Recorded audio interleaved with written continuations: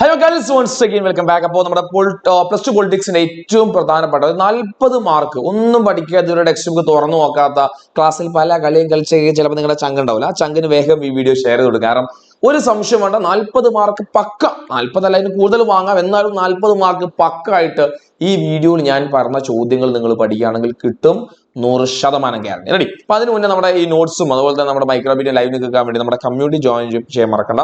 Community link താഴെയുണ്ട്. നിങ്ങൾക്ക് നമ്മുടെ അടുത്ത ചാപ്റ്റേഴ്സുമായി ബന്ധപ്പെട്ട എല്ലാ അപ്ഡേറ്റ്സും കിട്ടും. എവിടെയാണ്? നമ്മുടെ കമ്മ്യൂണിറ്റിയിലാണ്. സോ കമ്മ്യൂണിറ്റിയിൽ ജോയിൻ ചെയ്യാൻ മറക്കണ്ട. That's very important. റെഡി? ഇപ്പൊ ആദ്യം നമ്മൾ ഓണം ടൈം 1 കുറച്ച് ക്വസ്റ്റ്യൻസ്, അതായത് ഓണം എക്സാമിന്റെ ഭാഗത്ത് നിന്നുള്ള ചില ചോദ്യങ്ങൾ എന്ത് ചെയ്യാറുണ്ട് എക്സാമിന് ചോദിക്കാറ്. അപ്പൊ അവിടുത്തെ ഏറ്റവും പ്രധാനപ്പെട്ട കുറച്ച് ചോദ്യങ്ങൾ ഡിസ്കസ് ചെയ്യും, ഇൻക്ലൂഡിംഗ് 1 വേർഡ് അടക്കമുള്ള ചില ചോദ്യങ്ങൾ ഡിസ്കസ് ചെയ്തിട്ട് നമ്മൾ നേരെ ഇവിടെ പോകണം, പ്രധാനപ്പെട്ട ബാക്കി ചോദ്യങ്ങളിലേക്ക് പോകണം. ഇതിന്റെ ഏറ്റവും ഇമ്പോർട്ടൻ്റ് ആയ കാര്യം, നമ്മുടെ ലൈവ് നിങ്ങൾ ഒരിക്കലും ഇന്ന് രാത്രി കറക്റ്റ് 7 മണിക്ക് നമ്മളെ ലൈവ് ഉണ്ടായിരിക്കും. നിർബന്ധമായി നിങ്ങൾ ആ ലൈവ് അറ്റൻഡ് ചെയ്യണം. അതായത് ആ ലൈവ് അറ്റൻഡ് ചെയ്യുന്നതോടുകൂടി ഞാൻ വീണ്ടും റിപ്പീറ്റ് ചെയ്ത് പറയാണ്, ഒരു കുട്ടിയും പരീക്ഷ തോൽക്കില്ല, 100% ഗ്യാരണ്ടിയാ. പിടിച്ചോ, അത് പിടിച്ചോ. The official Congress candidate in president election 1969, 1969 കോൺഗ്രസിന്റെ തെരഞ്ഞെടുപ്പിലെ കോൺഗ്രസിന്റെ ഒഫീഷ്യൽ സ്ഥാനാർത്ഥി ആയിരുന്നു അല്ലെ? ആരാണ് ഇതിന്റെ ആൻസർ? ഞാൻ ശരിക്കും ആൻസർ ഞാൻ പറയാൻ ഉദ്ദേശിക്കുന്നില്ല, ചോദ്യം മാത്രം പറയാൻ ഉദ്ദേശിച്ചു. എന്നാലും ചിലതിനൊക്കെ ഞാൻ എന്ത് ചെയ്യാം, ഉത്തരം പറഞ്ഞുതരാം. ബാക്കി നമ്മൾ ഡീറ്റെയിൽ ആയിട്ട് നമ്മൾ എവിടെ ഡിസ്കസ് ചെയ്യാം, ലൈവിലാണ് ഡിസ്കസ് ചെയ്യാം. അത് നമുക്ക് പിന്നെ നീലം സഞ്ജീവ റെഡ്ഡിയാണ് എന്ത് ചെയ്യുന്നത്, കോൺഗ്രസിന്റെ ഒറിജിനൽ സ്ഥാനാർത്ഥി അല്ലെ? In the Congress party under the leadership of Indira Gandhi after the split of 1969 was known as, 1969 Congress പാർട്ടിയുടെ സ്പ്ലിറ്റിന് ശേഷം ഇന്ദിരാഗാന്ധിയുടെ ലീഡർഷിപ്പ് ഉണ്ടായിരുന്ന കോൺഗ്രസ് ഏത് പേരിലാണ് അറിയപ്പെടുന്ന ചോദ്യം? ഏത് പേരിലാണ്? കോൺഗ്രസ് O ആണോ R ആണോ? R ആണ് അല്ലെ? എന്ന പേരിൽ R എന്ന പേരിൽ അറിയപ്പെടുക. പിടിച്ചേക്കാം അത്. Final the commission approve by the Janata government to enquiry into the allegation during emergency. അടിയന്തരാവസ്ഥ കാലഘട്ടത്തിൽ, അടിയന്തരാവസ്ഥ നടന്ന സമയത്ത് പിന്നെ ആരെ പറ്റി പഠിക്കാൻ, ആ സമയത്തെ പ്രധാനപ്പെട്ട ഇഷ്യൂസ് പറ്റി പഠിക്കാൻ വേണ്ടി ജനതാ ഗവൺമെന്റ് കൊണ്ടുവന്ന ഒരു കമ്മീഷൻ ഉണ്ട്. ആ കമ്മീഷന്റെ പേരെന്താ? ആ കമ്മീഷനാണ് ഷാ കമ്മീഷൻ. പഠിച്ചു വെക്കുക, എക്സാമിന് ചോദിക്കും ഷാ കമ്മീഷൻ. ഇനി അടുത്ത് നോക്കാം നമുക്ക്. പിന്നെ identify the leaders who raise the following slogan. താഴെ കൊടുത്തിരിക്കുന്ന സ്ലോഗൻസ് റൈസ് ചെയ്ത പ്രധാനപ്പെട്ട ലീഡേഴ്സ് ആരൊക്കെയാണ് ചോദിച്ചാൽ, ജയ് ജവാൻ ജയ് കിസാന്, ഗരീബി ഹട്ടാവോ. ജയ് ജവാൻ ജയ് കിസാൻ ആരാണ്? പിന്നെ ലാൽ ബഹദൂർ ശാസ്ത്രിയാണ്. ഗരീബി ഹട്ടാവോ ഇന്ദിരാഗാന്ധിയാണ്. പഠിച്ചു വെക്കാം. ഇനി who call for total revolution. ആരാണ് സമ്പൂർണ്ണ വിപ്ലവത്തിന് ആഹ്വാനം ചെയ്ത്? ജയപ്രകാശ് നാരായണൻ. പഠിച്ചു വെക്കാം. Ready? Identify the commission which recommend for the formation of state on linguistic base. ഭാഷാടിസ്ഥാനത്തിൽ സംസ്ഥാനം രൂപീകരിക്കാൻ വേണ്ടി പിന്നെ റെക്കമെൻഡേഷൻ നൽകിയ ആ പിന്നെ കമ്മീഷന്റെ പേര് ഏതാ ചോദിച്ചു? ഏതാ കമ്മീഷന്റെ പേര്? പിന്നെ ഫസൽ അലി കമ്മീഷൻ. ഫസൽ അലി കമ്മീഷൻ. പഠിച്ചു വെക്കാം. റെഡി? ഇനി list of the features of Nehru's foreign policy. നെഹ്റുവിന്റെ വിദേശ നയങ്ങൾ. That's very important. പഠിച്ചു വെക്കാം. ഈ 3 കാര്യങ്ങൾ നിങ്ങൾ പഠിച്ചു വെക്കാം. ഓക്കെ. അത് കഴിഞ്ഞാൽ briefly explain the domination of Congress in the first 3 generation. കോൺഗ്രസിന്റെ ആദ്യത്തെ 3 തെരഞ്ഞെടുപ്പിൽ കോൺഗ്രസിന് വലിയൊരു മേധാവിത്വം ഉണ്ടാവാനുള്ള പ്രധാനപ്പെട്ട കാരണം ഇത് എന്നാണ് ചോദിക്കുന്നത്. അത് പഠിച്ചു വെക്കാം. അപ്പൊ എന്തൊക്കെയാ കാരണങ്ങൾ നമ്മൾ കറക്റ്റ് ഡീറ്റെയിൽ പഠിച്ച കാര്യം അല്ലെ? Congress party as A legacy of the freedom struggle. നമുക്ക് എന്തിന്റെ ലെഗസി ഉണ്ടായിരുന്നു? സ്വതന്ത്ര സമരത്തിന്റെ വലിയൊരു ലെഗസി പാരമ്പര്യം കോൺഗ്രസ് പാർട്ടിക്ക് ഉണ്ടായിരുന്നു. അതുപോലെ തന്നെ main leaders of freedom struggle were contest in the election. നമ്മൾ സ്വതന്ത്ര സമരത്തിൽ വളരെ സജീവമായി പങ്കെടുത്ത പല ആളുകളുമായിരുന്നു കോൺഗ്രസിന് അന്നത്തെ കാൻഡിഡേറ്റ്സ് അല്ലെ? ഇലക്ഷൻ മത്സരിക്കാൻ മുന്നിൽ വന്ന ആളുകൾ. അപ്പൊ അവരെ നമ്മൾ എന്തായാലും വിജയിപ്പിച്ചു അല്ലെ? അതുപോലെ തന്നെ നെഹ്റൂസ് ചരിഷ്മാറ്റിക് ലീഡർഷിപ്പ്. നെഹ്റുവിന്റെ ഒരു വ്യക്തിപ്രഭ അവിടെ ഉണ്ട്. അതുപോലെ തന്നെ കോൺഗ്രസ് വളരെ താഴേക്കിടയിൽ പ്രവർത്തിക്കുന്ന എല്ലാ ഗ്രാമാന്തരങ്ങളും വേരോട്ടമുള്ള ഒരു പാർട്ടി കൂടിയാണ് കോൺഗ്രസ് പാർട്ടി അല്ലെ? അപ്പൊ ഇതൊക്കെ കോൺഗ്രസ് പാർട്ടിയുടെ ഒരു മേധാവിത്വത്തിന് കാരണമായ കാര്യമാണ്. പഠിച്ചു വെക്കാം. Ready? Explain the reason for the split of Congress party 1969. Congress പാർട്ടിയുടെ സ്പ്ലിറ്റ്, പിളർപ്പിലേക്ക് നയിച്ച കാര്യങ്ങൾ. അത് കറക്റ്റ് നിങ്ങൾ പഠിച്ചു വെക്കണം. എന്താണ് നമ്മുടെ പഠിക്കാനുള്ള കാര്യങ്ങൾ? പിന്നെ 1969 തെരഞ്ഞെടുപ്പാണ്. ആ തെരഞ്ഞെടുപ്പിൽ പ്രസിഡന്റിന്റെ തെരഞ്ഞെടുപ്പിലാണ് എന്ത് ചെയ്യുന്നത്? ഒഫീഷ്യലി കോൺഗ്രസ് R ഉം O യുമായി സ്പ്ലിറ്റ് ആക്കപ്പെടുന്നു. പഠിച്ചു വെക്കാം. പിന്നെ critically analyse the consequence of national emergency 1975. ഒരു സംശയം വേണ്ട, എസ്എ ചോദിക്കാൻ സാധ്യതയുള്ള ടോപ്പിക്കാണ്. പഠിച്ചു കേട്ടോ. എസ്എ പിന്നെ കോൺസിക്വൻസ് എസ്എ ചോദിക്കുന്നത് 5 മാർക്കിന്റെ ചെറിയ ചോദിക്കും. റീസൺ ആണ് എന്ത് ചെയ്യാറില്ല, എസ്എ ചോദിക്കാറ് കേട്ടോ. ഇനി നമ്മൾ കോൾഡ് വാർ നമ്മുടെ പുതിയ ടെക്സ്റ്റ് ബുക്കിൽ വരികയാണെങ്കിൽ ഇവിടെ പിന്നെ എന്തുണ്ട്? മിലിറ്ററി അലയൻസുമായി ബന്ധപ്പെട്ട് അല്ലെ? Choose a military alliance form by Soviet Union form ചെയ്ത മിലിറ്ററി അലയൻസ് ചെയ്ത്. സോവിയറ്റ് യൂണിയൻ ഏതാണ്?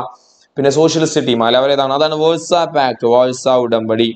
അതുപോലെ who among the following was A president of Soviet union the time of Cuban missile crisis. Cuban missile പ്രതിസന്ധിയുടെ സമയത്ത് നമ്മുടെ president Nikita കുർഷേവ അല്ലെ? കുർഷേവിനെ പേര് പഠിച്ചു വെക്കുക.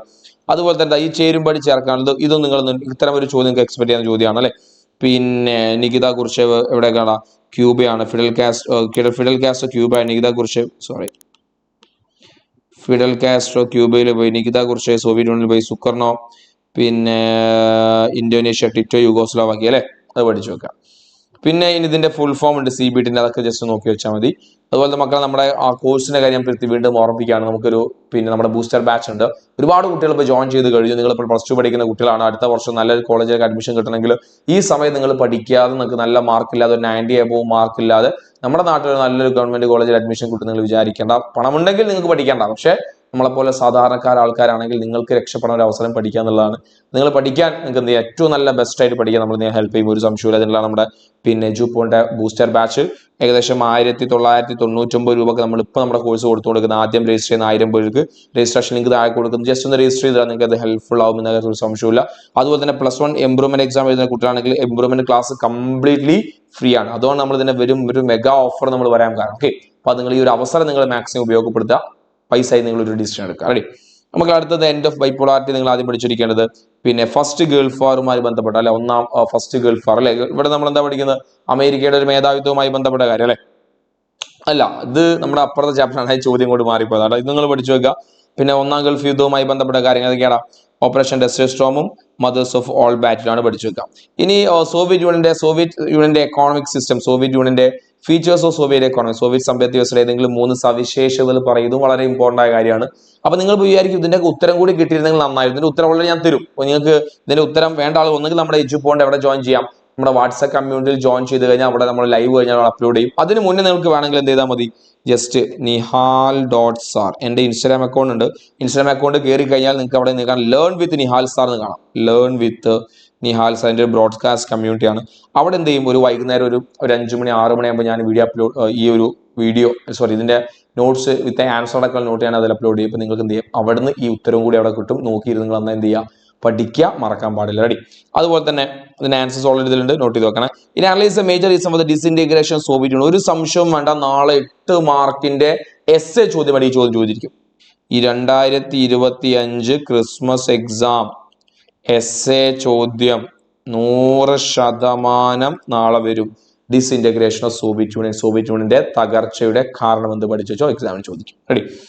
പിന്നെ ഈ 4 കാര്യങ്ങളാണ് നിങ്ങൾ അവിടെ പഠിച്ചിരിക്കുക. എഴുതേണ്ട കാര്യങ്ങൾ എക്കണോമിക് റീസണും പൊളിറ്റിക്കൽ റീസണും ഗോർബച്ചയുടെ റിഫോംസും നാഷണൽസും ഒക്കെ ഉണ്ട്. അത് കറക്റ്റ് നിങ്ങൾ എന്ത് ചെയ്യുക, പഠിച്ചു വെക്കുക. അതിൽ വേറെ ഒന്നും നിങ്ങൾക്ക് പഠിക്കാനില്ല, ഇമ്പോർട്ടൻ്റ് ആണ്. എന്നാൽ വളരെ ഷോർട്ട് നോട്ടാണ് നിങ്ങൾക്ക് പഠിക്കാൻ പറ്റിയ മാത്രമേ, വേറെ എക്സ്ട്രാ കാര്യങ്ങളൊന്നും ഞാൻ ആഡ് ചെയ്തില്ല. അതുപോലെ ഷോക്ക് തെറാപ്പിയും കറക്റ്റ് പഠിച്ചു. എന്താണ് ഷോക്ക് തെറാപ്പി? ഷോക്ക് തെറാപ്പിയുടെ കോൺസിക്വൻസസ് പഠിച്ചു. അല്ലെ, ഷോക്ക് തെറാപ്പി ആരാണ് കൊണ്ടുവന്നത്, അതോടെ എന്തെല്ലാം മാറ്റം സംഭവിച്ചു എന്നുള്ളത് ഈ പോയിന്റ് അങ്ങ് എന്ത് ചെയ്താൽ മതി, പഠിച്ചു വെച്ചാൽ മതി. നമ്മൾ കമ്മ്യൂണിറ്റി ജോയിൻ ചെയ്യാൻ മറക്കേണ്ട. അവിടെയാണ് ഈ നോട്ടും കാര്യങ്ങളൊക്കെ കിട്ടുക. ഒന്നാമത്, രണ്ടാമത് അവിടെ എൻ്റെ ഇൻസ്റ്റയിലും കിട്ടും, മറന്നുകൊണ്ട്. റെഡി. അതുപോലെ തന്നെ എന്തൊക്കെ നമ്മുടെ ബൂസ്റ്റർ ബാച്ച് നമ്മൾ നിങ്ങൾക്കായി നൽകുന്ന കാര്യങ്ങൾ, നിങ്ങൾക്ക് ഫുൾ ചാപ്റ്റർ ആക്സസ്, നിങ്ങളുടെ കംപ്ലീറ്റ് നിങ്ങളുടെ മുഴുവൻ ചാപ്റ്റർ ആക്സസ് നിങ്ങൾക്ക് അവിടെ കിട്ടും. അതുപോലെ സിലബസ് ഫെബ്രുവരി ഫസ്റ്റ് വീക്ക് ആകുമ്പോൾ നമ്മുടെ മുഴുവൻ സിലബസ് കംപ്ലീറ്റ് നമ്മൾ തരും. പിന്നെ ഫെബ്രുവരി മാർച്ച് മാസം മോഡൽ എക്സാംസ് ആയിരിക്കും. 3 സെറ്റ് ക്വസ്റ്റ്യൻ പേപ്പർ നിങ്ങൾക്ക് അവിടെ എക്സാം ഉണ്ടാവും. 3 സെറ്റ് ക്വസ്റ്റ്യൻ പേപ്പർ. അത് AI ഡൗട്ട് ക്ലിയറൻസ് ഉണ്ട്, WhatsApp doubt clearance, AI doubt clearance ഉണ്ട്, subject wise club, personal mentoring, ഇതെല്ലാം കൂടി ചേർത്ത് at the end full mark എന്ന് പറഞ്ഞ വലിയൊരു എന്താണ് ഒരു ലെവലിലേക്ക് നിങ്ങൾ എത്തിക്കാൻ അതിന് സാധിക്കുമെന്ന സംശയമില്ല. കറക്റ്റ് നിങ്ങൾ എന്ത് ചെയ്യുക, നോട്ട് ചെയ്ത് വെക്കുക. റെഡി. ഇനി US ഹെജുമണി വേൾഡ് പൊളിറ്റിക്സിൽ ആദ്യം ഈ കാര്യം വളരെ ഇമ്പോർട്ടൻ്റ് ആണ്, എക്സാമിന് ചോദിക്കും. എന്ത്, അമേരിക്ക നടത്തിയ പ്രധാനപ്പെട്ട സൈനിക മൂവ്മെന്റ്സ്, ഇത് വളരെ important. Operation desert storm, operation infinity reach, operation enduring freedom, operation Iraqi freedom is very very important, പഠിച്ചു വെക്കാം. ഇനി what is hegemony, explain the team dimension of hegemony. എന്താണ് US ഹെജുമണിയുടെ 3 മേധാവിത്വം ഏതൊക്കെയാണ്? പ്രധാനമായും പൊളിറ്റിക്കൽ ഹാർഡ് പവർ ഉണ്ട്, അതുപോലെ തന്നെ സ്ട്രക്ചറൽ പവർ ഉണ്ട്, അതുപോലെ തന്നെ കൾച്ചറൽ പവർ ഉണ്ട്. അത് 3ഉം പഠിച്ചു വെക്കണം. 5 മാർക്കിനും 8 മാർക്കിനും ചോദിക്കും. ഇനി ആൾട്ടർനേറ്റീവ് സെന്റേഴ്സ് ഓഫ് അധികാരത്തിന്റെ ബദൽ കേന്ദ്രങ്ങളിൽ ആരാണ് ഡെങ് സിയോപിങ് 1978 കൊണ്ടുവന്ന ചൈനീസ് എക്കോണമിയെ റീബിൽഡ് ചെയ്ത പോളിസിയുടെ പേരെന്താ? 1978 ഡെങ് സിയോപിങ് നേട്ടങ്ങൾ ഓർമ്മിക്കുന്ന ഓപ്പൺ ഡോർ പോളിസിയാണ്, തുറന്ന വാതിൽ നയം. നോട്ട് ചെയ്ത് നോക്കാം. അതുപോലെ തന്നെ ideas of 3 pillars of ASEAN. ആസിയാന്റെ 3 തൂണുകളുണ്ട്. ഏതൊക്കെയാണ്? ASEAN security community, economic community, socio cultural community. 3 important ആണ്. 3ഉം കറക്റ്റ് നിങ്ങൾ പഠിച്ച് സെറ്റ് ചെയ്ത് വേണം എക്സാമിന് പോകാൻ വേണ്ടി. റെഡി.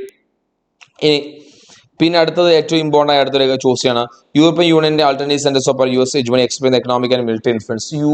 യൂറോപ്യൻ യൂണിയൻ എന്ത് ചെയ്യാണ്, അമേരിക്കക്ക് ഒരു ബദൽ കേന്ദ്രമായി ഇന്ന് ലോകത്ത് വളർന്നുകൊണ്ടിരിക്കുന്നത് അല്ലെ. അപ്പൊ അമേരിക്കയുടെ അല്ലെങ്കിൽ ഈ പറയുന്ന US ഹെജുമണിയിലേക്ക് എത്തിച്ച